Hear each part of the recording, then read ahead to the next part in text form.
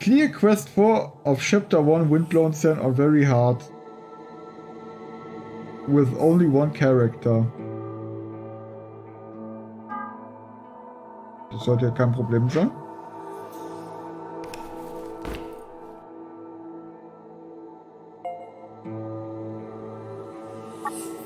Chapter 4 of Windblown Sand.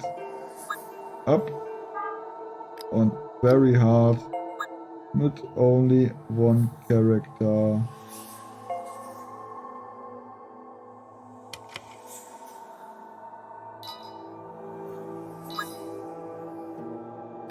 Machen wir mal so.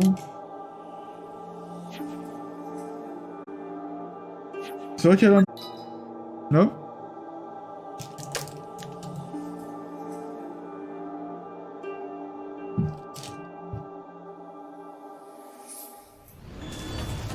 Who are you?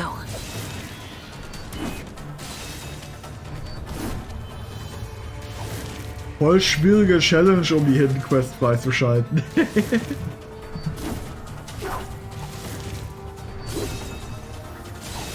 Ja, die Hidden Stories sind im Grunde genommen, falls du es gerade noch nicht gesehen hast, einfach so eine kleinen Dinger. So eine, ja, Teile, die in den Maps verteilt sind. Nicht wirklich Logo. Ich habe einfach nur eine EX-Waffe an. Die muss man ein bisschen länger farmen. Jedenfalls, die Hidden Stories sind einfach nur so Textdinger.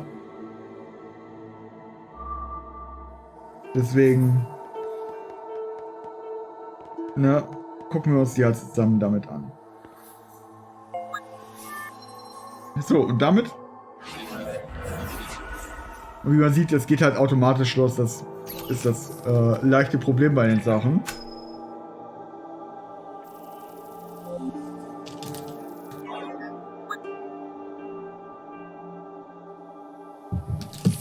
Exiles Excerpt Chapter 3 Dark Eyes.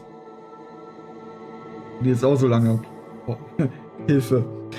I dreamt of my past memories. I dreamt of my past, so, memories of my mother, recollections of my father. Rarely did I dream after I left on my journey, days of my childhood. Images that paid me a visit for the first time in many years were enough to fill me with nostalgia. The sensation was so powerful, the time back then so different from now, that it almost caused me to raise whines of misery.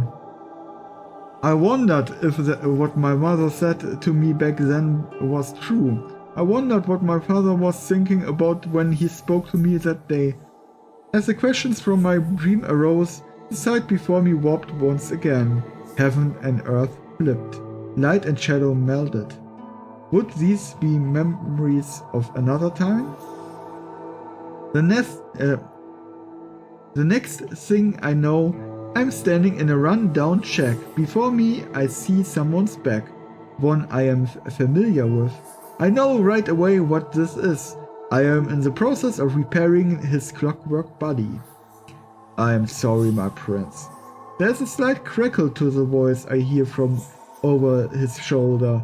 Dust must have gotten into his soundbox. But it's my fault that he was injured. My symptoms had gotten worse, and he had taken a blow meant for me instead. I couldn't fault him for that. I tell him that I should be the one apologizing, but he shoots me down. He is so kind to me, and that's why. That's why I had been wondering this whole time if I'm just a burden to him. He supports me, and so is doing all he can to help stop the war. He is powerful yet gentle. I always wonder if there had been a different, more effective path that he could take to make my vision a reality.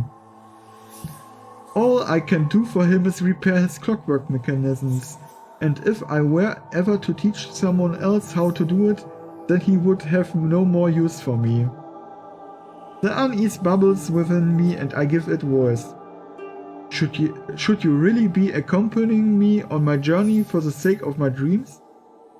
He falls silent, shocked, terrified of the quiet. I immediately apologize, but the silence still hangs heavy over us. He says nothing. Nervous, I lean over and peer at him, to find that his eyes had gone dark and still his operations ceased. My unusual question had caused an error in his operations that day. I reprimanded myself. I shouldn't bring these sort of things up during repairs, and frantically returned to my work. And so, I never heard what his answer had been to my question.